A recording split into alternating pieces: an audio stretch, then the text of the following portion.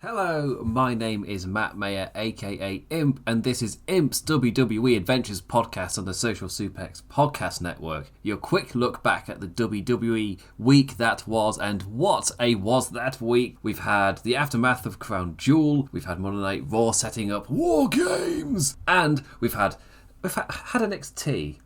But are we having NXT on this show? Because there's something else happen that I simply must talk about instead of NXT. You have to listen to the show and find out.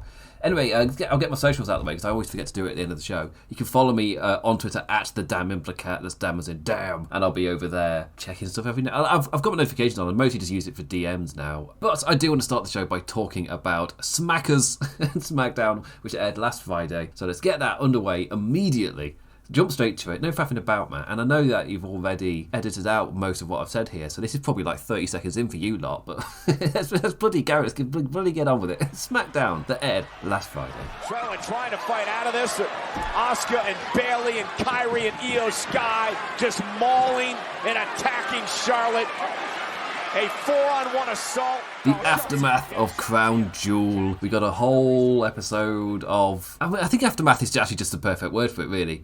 Because Survivor Series is right round the corner and it's all Monday Night Raw, really. SmackDown's got the women's match building up to it, which we'll get to through the main event. But for the men's side of it, there's not a lot going on. There's no Roman. There's no titles on SmackDown. Which is just to kind of emphasise the bad side of Logan Paul winning the United States Championship. But I was personally somebody calling for it because it's the perfect kind of title to put on the perfect kind of guy at that point. However, that does mean you've now got neither man's championship on the show. There's no title whenever Roman's not there, which is quite a lot. And there's no title when Logan Paul's not there, which is even more. So there are now, on the regular, no men's titles. That's it. Well, because the SmackDown Tag Team Championships are held with the Undisputed stuff on Monday Night Raw as well. So there's legitimately no men's titles on SmackDown when there's no Roman and no Logan Paul, which is often. At least there's enough stuff going on, so it's not like the Vince era where that would be utter panic mode. What do we do? Oh, let's do some form of superstar shaky shake or something. It's just interesting. And I think the telling thing is I didn't really notice it because it's the aftermath of Crown Jewel, so there's a lot of stuff to address and a lot of pieces to set onto the next track anyway. And because this show was absolutely full of that, you don't really notice it. I'll be interested to see if it feels the same next week. What helps that Survivor Series is right around the corner. So we've got, 2 more episodes, and then it's Survivor Series, I think. It's full gear this weekend. So we've really not got that long turnaround, which is why they're blitzing it towards Survivor Series to build on Monday Night Raw. But yeah, you don't really notice it. I guess that's my main thing, is suddenly realising, oh yeah, there's going to be no male champions on this show for long periods now. And this is your A show. Like, how weirdly interesting is that for me? And the reason it's interesting because there's enough stuff going on that you don't notice. When this has happened in the past, the shows have felt empty because that meant that the guys that were just spinning their plates suddenly had to take centre stage, and that's when it really hit you that, oh god, no, these guys are just spinning their plates. This is nowhere near as interesting. But with the Triple H era, there's stuff going on. They all main event like a show on SmackDown anyway with this stuff, because not every story's meant to be like a big match on a pay-per-view. Triple H seems to understand that. That doesn't mean that every show is amazing. There are quite a few times I've watched Monday Night Raw and I've gone, yep, that was the show. You know, when there's a massive direction to go to, he's really good at keeping different plates spinning all over the card, which then means when the main guys need a bit of a downer, they need a bit of a down period, he's right there, bringing it right back. Anyway, so we got in our aftermath of Crown Jewel, we got Carlito versus Bobby Lashley, which I know that. What are you talking about? Neither of those guys were on Crown Jewel. This is bouncing off of the Rey Mysterio stuff after he loses his title. Santos Escobar and Ray have, on different sides of this, they're getting a little bit pissed here at each other. Santos Escobar starting to get annoyed that Ray was blaming Logan Paul when he was the one. And Carlito coming down like, no, you left the knuckles on the ring apron.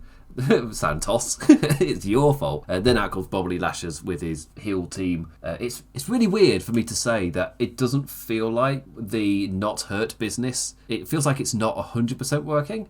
And part of me, I'm going to use a bit of a comparison. We'll see how much it works. It's a bit like VAR in the Premier League. It's the Street Profits turning heel, where they're half doing it, but they half still want the way it originally was before, so they've not fully committed either way. And that then means that you end up in this weird middle ground where you either fully embrace it or you just don't do it at all. So they're now in this really weird place where they're not quite getting the response they should be getting. It's not quite working as well as it should do. When in reality, they just need to fully embrace it and fully go, and then it will be perfectly fine. It's my little rant on VAR in the Premier League. What's crazy is you just need to watch rugby and you see it. You see how they use their version of VAR, and it's just like, yeah, why our football be this? Just do it. I'm not saying use the rules of rugby. I'm saying use the lessons learned in how to incorporate the technology and how much to trust it, and to really give a lot of sway to the people who are watching it back, because they can just comment on the little things and tell you stuff. Either fully commit or don't do it at all. It's the same with the Street Profits, with this weird heel turn. Which seemingly it's taken them, just like the Premier League, a really long time to start to properly embrace VAR. They're really not embracing their heel turn. They're taking ages, and it's weird because it feels like this should be a home run. And now as each little piece gets added, it's like yes, these are all positive notes. The latest stuff being that they really are coming to the ring dressed in a new way. They've got the new theme music. They've now dropped that. It's just like, it's really weird that they kept all of these little details for so long, when just jumping in with both feet, I feel like would have had a much bigger success. Obviously, I can say that now, seeing all the little pieces are working. And personally, once they get a strong story, I feel like now all the pieces are there. They spent this amount of time losing a lot of momentum, but getting it right. So now they could possibly go through something through Royal Rumble WrestleMania season. And they got Bobby Lashley, who can very quickly, just with even like a 1 month, even just like, if you use December to get him back up to the title picture for a Roman Bobby match at Royal Rumble, just someone that Roman can beat. But maybe that might elevate Bobby Lashley back into the picture, or at least in the minds of the fans, lift him back up from where he currently is, because he's currently not at that level. But you can use December and then January, and he can get him there. He's pretty quick to elevate his Bobby Lashley. You don't need to you don't need to think about it too hard. Yeah, back on next on that. Anyway, I need to move off then quickly, because the main drama came with the LWO, with the split that was there initially at the start, and kind of just escalated a bit by the actions of Carlito Escobar and Ray Ray. When later Escobar turns on Ray Ray, and this is where attacking him to the steel steps and doing an old shouty shout, given the exposition that I gave at the start of this bit. But it's interesting because it's not LWO turns on Ray Ray, as I saw quite a few thumbnails doing very clearly. Santos Escobar's turning on Ray. He's annoyed. Zelina Vega is telling him, "What are you doing?"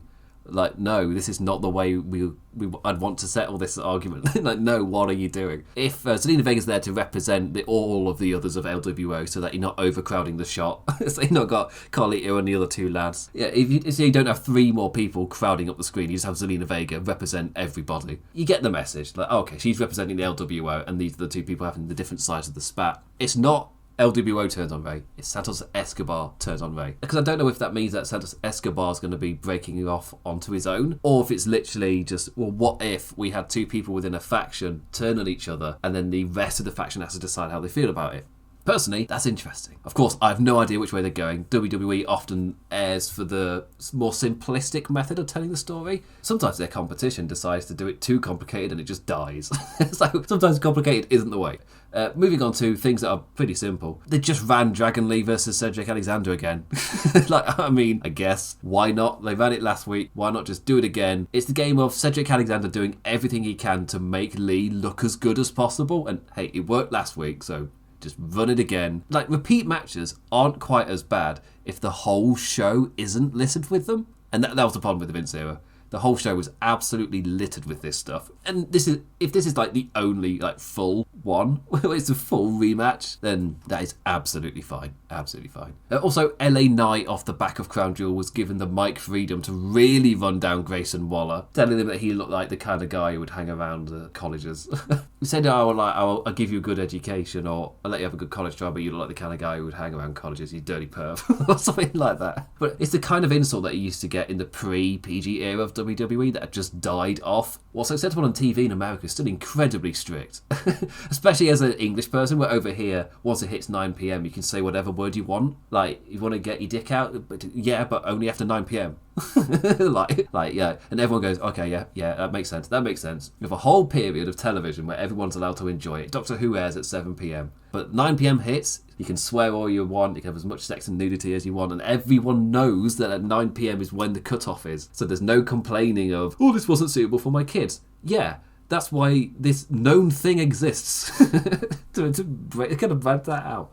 And we need to move on to the main event. Bayley, Io, and Kairi Sane. Kairi Sane back in the WWE versus Bianca, Asuka, and Charlotte Flair. And this was an absolutely fine main event. It didn't feel that heated to me. It was kind of just happening. It was a nice bounce back from Crown Jewel. And I was like, you know what? I'm perfectly happy for this to main event, especially if you're living in a world with no male champions. It makes all the sense in the world to put the spotlight on the women's division, which has got a champion. So that means you have got a champion main eventing the show, which really does help. It helps quell that problem I was having talk about at the start of this show. It's like, there's no champion. Well, there's still a champion in the main event, so that kind of helps quell that feeling just automatically. In the match, Asuka refused the tag, then hit the mist in Bianca's face, doing a complete turn on her teammate. Asuka hugs Io and Kairi before eventually letting Bayley in on the party, who was hesitant on the ringside, going, wait, are my people also turning on me? But no, it's the Damage Control becoming even more powerful. And then you have your lineup, Bayley, Io, Kairi, Asuka, and possibly Dakota if she's fit. They could be your 5-4 Survivor Series for female War Games. As soon as I saw that, I was like, yes, this is a really good establishing of the villain side for the team for War Games. It feels legit where this could feel like a force that stay together a bit, or this is the first we're seeing of the 3 Japanese women all linking together into their own group, and this could be the start of the end of Damage Control. Because I much prefer something being the start of the end of something, that I'll talk about with Roman last week, than, swerve, moment, now we're going in this direction. It was like, plant the seed for it to happen. Make it make sense in your world. There'll be some people who complain about it being predictable, but that's confusing foreshadowing and telling you if things going to happen than it happening, which is what AEW do all the time. Problem with AEW is they sometimes take too long to tell the story. Like the amazing phrase, I'm nicking it from Luke Owen of Wrestle Talk, but the amazing phrase of, this is not long-term storytelling, this is a story that has taken a long time to tell.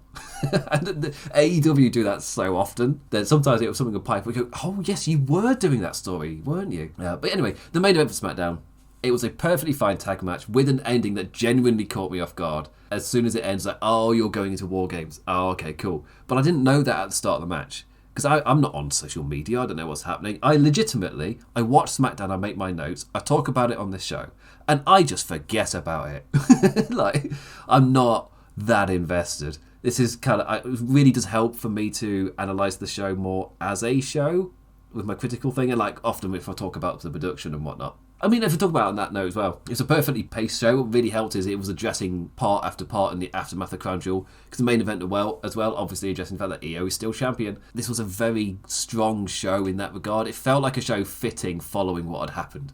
A decent smackers. Well done, WWE. Anyway, let's now move on to Monday Night Raw.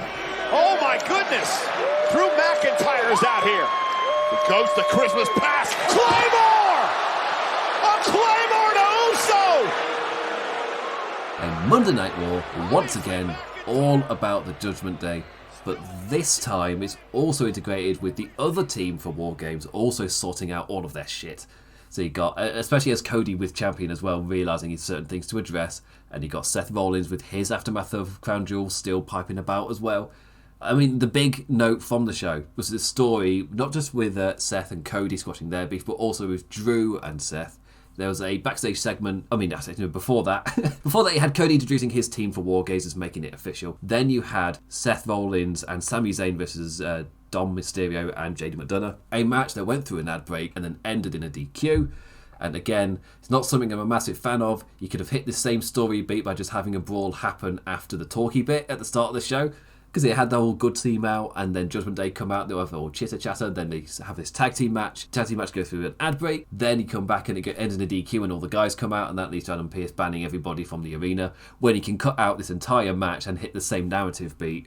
But it's a 3-hour show, and with the way that they kind of built out the rest of the show, whatever would have filled this spot would have been acts that aren't as hot or over.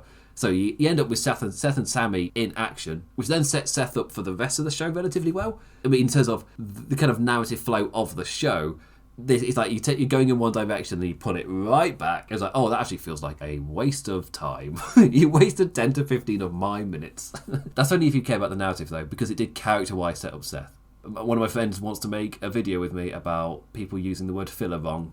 It can't be filler if there's tons and tons of character work that feeds into the rest of the show.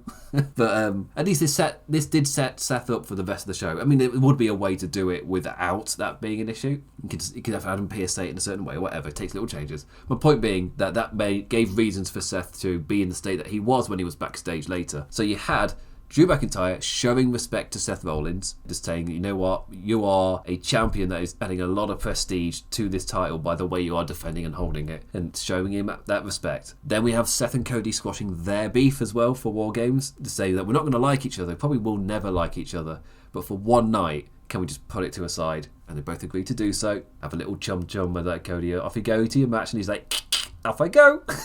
I might be paraphrasing. Do I watch these shows, really?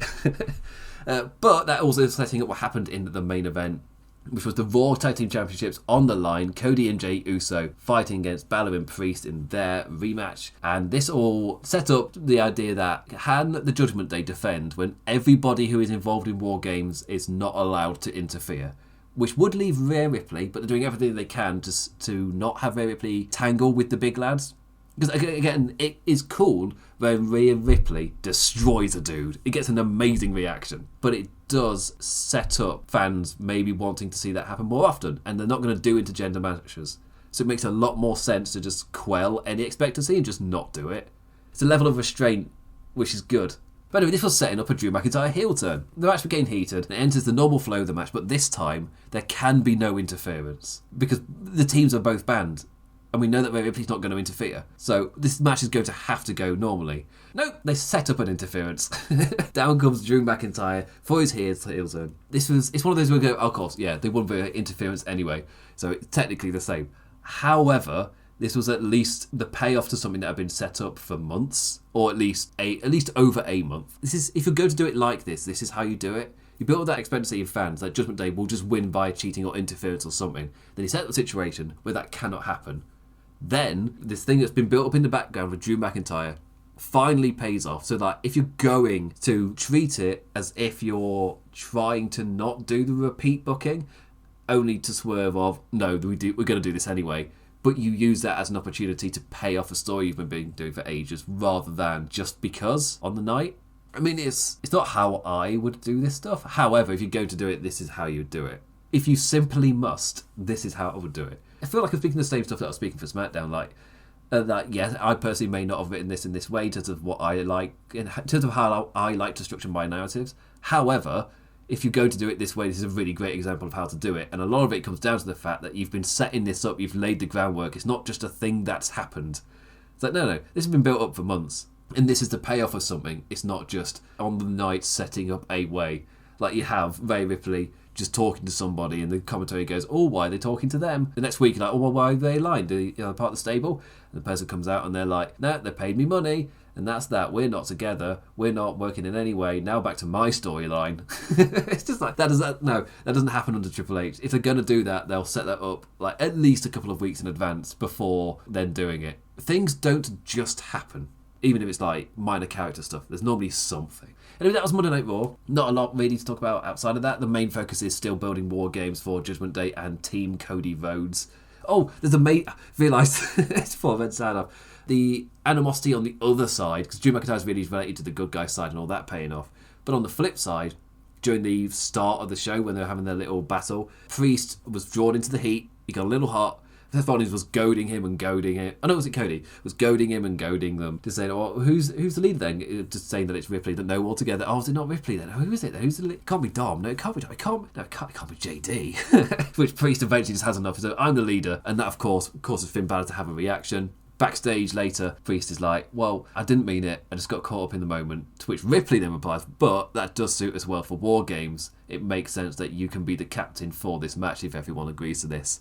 Of course, everyone says yes, but it is setting up the fact that Finn maybe isn't happy about how this has all gone down. Just building on that animosity so that on the night, the fans are expecting an outcome, but you can use that expectancy of the outcome to go two ways. And I think I talked about this a few weeks ago, where you've now set up two worlds where either War Games is used to establish Judgment Day as this top amazing force, and now the next thing to do is to crown Priest as champion to really cement them as this top dominating force, because you've been using all the characters talking about how bad it would be if Judgment Day owned all of the championships. On this show they defended the tag titles. War Games they can win and really build some momentum. Then he can really do the threat of cashing in. And Sammy is really directing the fact that Judgment Day are all about power and how bad it would be if some like Judgment Day did capture that power. What happens if they capture the power? What happens, guys? Don't just use this to be like, yay, they defeat the power. What if you're using it to set up the other way? And War Games isn't used as Finn Balor and Damian Priest finally having enough of each other, but it's more used to cement them as the force going forwards. Just really prime them ready. That's what I personally would do. I'd have used all of this setup to put it into their minds about how bad it would be if they were if they all held all of the gold and all of the power, and I'd then give them all of the gold and all of the power. It's good world building. It's good stuff. I almost forgot to talk about that. It's one of my favourite parts of this storyline at the moment. Anyway, with that done, I mean, there was NXT. NXT happens. At one point, Otis got creepy with Lash Legend to the approval of the dirty NXT Floridian crowd. Go have a shower, you pervs. But however, something else happened this week. And I feel like, rather than going in detail on a show where not really a lot happened, I don't have a lot to say about, I instead want to talk about something that I have a lot to say about. So let's end this show on a massive high. Let's talk about AEW Dynamite and the Like a Dragon street fight. Looking to slam Fletcher through. I think that sign is propped up on some chairs. And wait a second, Fletcher. No. Oh my God. Will be Yes, no. yes. No, this cannot happen. Got to do it. Stop, please. Oh no. About broke Ibushi's back right there. I am an absolutely massive Ryu Ga Gotoku fan. So I'm a massive fan of the games. Yakuza 0 was the first one that I played on the PlayStation 4. That was, to be nice and confusing, that was a PlayStation 3 release in Japan, but by the time it got translated for the West, it was now time to be a PlayStation 4 game, and we're like a couple of years in. And there was a time where these games took like 2 years to come out, 2-3 years to come out to the West, and now it's same time. And they're doing this huge marketing campaign tied in with AEW. Like, so much has changed within the past 8 years of this franchise. But it's Yakuza 0, for me, if you were convinced by this match, we're like, what is this thing? If the marketing worked, and like, why are these guys so willing to integrate this match, this brand into their match so much? Because that absolutely jumped out to me in this match. Like, oh, I think these guys are fans of these games as well. Because it wasn't just the fact that there was the branding stuff around. They were doing things from the games. Like, for me, the big example was Takeshita using the bicycle. He wasn't just using the bicycle. He was using the bicycle like the Beast Mode, which is the fighting style in Yakuza 0, to swing it about. I think it's the same for Kiryu Kazuma when he's the main character of the games. When when you pick up a bike in the game, because you can use environmental weapons. So you've got all the different things they use as well. Like these little coloured crates. Yeah, you press circle, you pick them up and whack someone with it in those games. Or you press triangle to do a special whack. Phrasing. But there are. I feel like that's an amazing bit to clip. But yeah, you've got those little crates and stuff, and you've got the signs as well. You can't do a tombstone off the apron through them. But you can crash one over one guy's head. So it's like an inverse tombstone, I guess, in a way. I just loved everything about it. There's so many references to it. It just hit me. It's like, oh, this just isn't like an integrated brand thing like you've seen in WWE with it, or in AEW as well. We had the Dragon versus Dragon thing to hype up House of the Dragon. Which, again, that's another one that I personally loved, but the actual match itself had nothing to do with like anything to do with the show. Obviously, they just had an amazing technical match in Daniel Garcia versus Bryan Danielson. But with this one, it felt like, yes, it's the culmination of mini heated stuff, but it also felt like a Dragon love letter in a way. A lot of these guys came across as either as fans of the thing, or there was at least one person within them, maybe Kenny Omega. But also the games are centered in an imaginary district of Tokyo, but they're almost like a really strong tourist destination type of game. As in, if you've been to Tokyo and you play these games, you'll be like, oh god, that is them. Oh, that really is them. It's even got the guys handing out the tissues. Like it really is them. And It's apparently a really strong tourist destination kind of feel game. So if you play those games, it's like Holiday to Tokyo. You get to experience all the food and all the. There's another thing as well. The games themselves are full of branding, and apparently it was really controversial when it first came out. As in, it's real food from real restaurants, and you can use that as marketing money because they're making a fake render essentially of a district of Tokyo. Then you can I'm trying to think of a way. You integrate the real shops to make the place feel real, but that also works as marketing for those real shops that are in these games played by loads of people. So it's a win-win. But yeah, with the references, I also love the signs, the posters they made for this. Where shout out to Murray, it's because I hadn't seen these till he shared them with a few of us. But the big show one was the first one I saw, and it was still my favourite, where it just says "Massive Man." It's got the picture of the thing, but in the games, it'll be somebody will be talking, then it'll go dun dun, and it'll have their name come across it. It's like shoo. It's like a really cool thing. So when I see that poster, it's like shoo, Paul White. Massive Man. That just really made me laugh. That was possibly my favourite one. But yeah, it's all good. And it's the fact they did that, and on the show itself, when they were walking to the building all in their suits, and it's this slow motion kind of thing, I'm like, to anyone who's not played these games, to anyone who doesn't know anything about like a Dragon Gaiden, I keep forgetting that it's because it's the flashbacks stuff for Kiryu leading into the next game. When I say it's got complicated, when you play the games themselves, they're slowly paced enough where it's entirely understandable. And the plots of these games are some of the best. Like Yakuza 0 is up there for one of the best stories I've ever played in video games. I'm rating it that highly. Like for me, from PlayStation 4, I'm talking. For me, the two best stories are probably Yakuza 0 and The Witcher 3. It's that good. Like one moment you'll be doing everything you can to help take a pizza to this couple who find love through delivery of pizza. That's really weird.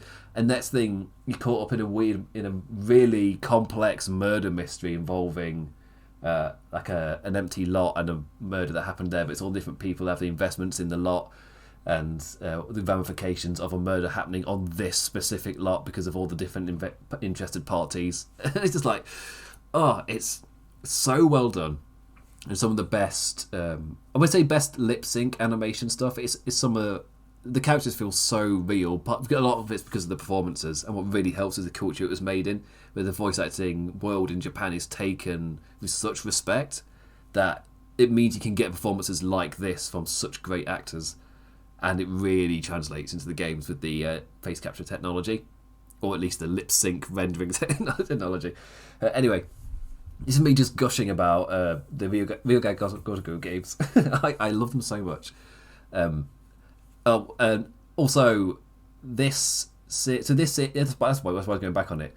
This series it's in a transitional period from being this broadly fighty game, which is what this one is, like an action beat 'em up, compared to it's now switched to turn-based for the main line, but they've started including spin-off titles, or at least a running story where you can still do the beat 'em up style, because it's still remained popular. There's still an audience for it, even though they've been doing that game since PlayStation 3. Turns out fans aren't bored of it. They're still happy to have more. It's like, that's kind of cool.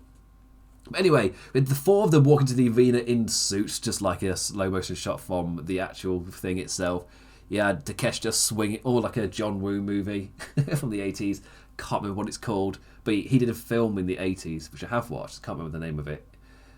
John Woo did a film in the 80s where they all wore the long trench coats and the black with the black tie and the shades, and apparently it was such a massive hit in Hong Kong that it became like a huge fashion trend. It started to become associated with the youths because they all started dressing like that. After it happened, it's like, and it was a Yakuza movie as well. And I found that interesting. Just that. That it took off like that, and that's still associated somewhat with the Yakuza of this. Of course, not the trench coat, but the suit at least. Anyway, that's a tangent. So before them walking to the arena in their suits, you had Takeshi just swinging the bicycle like he's activated beast mode. You had the swings with those little coloured crates, Ibushi pile driven through the light up sign, Paul White slammed on a Hyundai. Like it was, it was so much stuff in there. Like as soon as I saw the Hyundai, I was just kind of like, "What is this? A Creepy Nuts video?" Just the sponsor, the logo of the car in full shot here. I was like, "Have they done what the Ryu Ga Gotoku games do, and they've taken a sponsorship and just put it front, right, and centre in the middle of this?" That would have been great. I mean that's what I'd do if I know I'm going to have a slam on a car spot. I'd make sure it's my car that's being slammed on to show the strength of my car and the fact that the windshield doesn't crack. Look, it can take a massive man landing on it. It's literally his nickname now. The massive man fell on this car and it's fine. By a Hyundai. But yeah, that was awesome. I mean, poor Paul. That looked brutal, that landing. That looked like it really hurt. But, poor lad. But anyway, this was such a fun watch with so many Yakuza / Like a Dragon references. The slash is because the series was called Yakuza, but that's not actually a translation because it more translates to Like a Dragon. I say more, it just does. So it's a much, much better translation, even though it's going to be confusing now because now you're trying to get new people into the games, but it was called Yakuza. And now switching to Like a Dragon. It's going to become confusing, but if you start here, you're absolutely fine. Like, this is not a bad time to start with, especially as Yakuza 0, just like this game that they're advertising, Yakuza 0 was a flashback game set in the 80s, and it's amazing. It's got discotheques and everything.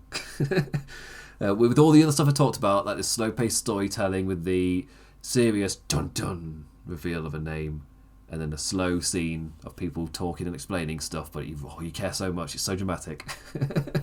and then next thing you know, you're tearing it down in the discotheque. you're getting those pizzas to that couple so quickly. I've not talked about half the crazy crap in that game. Wait till Yakuza 6. There's some weird stuff in that. Oh, I say wait till Yakuza. All of them. Why am I singling out that one? It's all got weird. Anyway, long story short, I now own all of the games. I own every single one of them. I don't own a PS5, so I don't own Ishin. Tangent. Yeah, I like this series a lot, and I absolutely adored this match. This match was my everything. Well, because I was just expecting a sponsored match, and then when the Sotenbori sign kind of came up, because the games have gone to Osaka quite often. So when it came up with the Sotenbori district, I was like, oh, well, one, I've not paid enough attention to know we're going back to Osaka, so that's quite nice. But also it's just the fact that the whole screen was rendered with the street of Sotenbori. And I just absolutely adored that sight as they're then brawling on the stage. I was like, oh, well, first off, that was massive. And then I saw all the stuff around ringside. Next thing I know, Kota Ibushi's on a bike to the ring. Next thing, after that, Takeshita's just swinging that bike just like in the games. It's like, this is great. I love this so much. And for everyone else, I'm assuming it was just fun. Like, a lot of it may be silly nonsense, like Kota Ibushi down the ring, really softly hitting people with a 9-pipe who are bumping like mad for him. It's just, I love wrestling bollocks like that. So I find it so fun.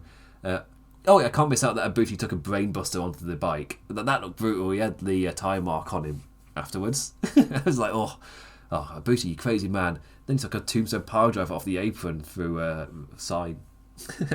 The signs outside the restaurants with light bulbs kind of all arching all around them. And he took a bump right through the middle of one. Crazy man. But yeah, I absolutely adored this. And again, I could call it, there's a mini love of these games in there, but of course there's a love of Japan. You had Takeshita, Omega, and Ibushi all in this match. That possibly really helps with kind of deliver those vibes. I mean, you've got 3 DDT legends in this match. Like, if you're going to do a little bit of nonsense, you're in strong hands. Strong hands with those 3. But that was the Like a Dragon Street fight. I didn't want to talk about AEW as a whole, even though I really enjoyed the show.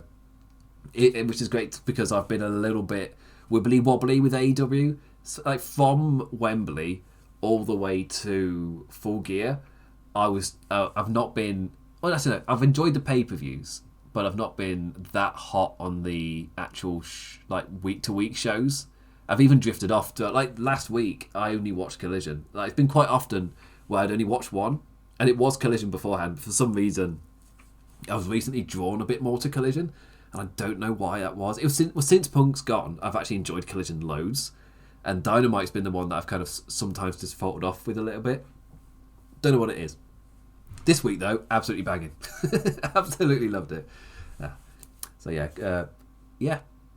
As a vote of confidence to watch AEW Dynamite, you can skip NXT this week.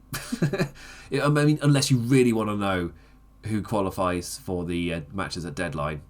Like, if you really want to know, who's in there with the Sans Ladder King of the Mountain match, or the matches at Deadline.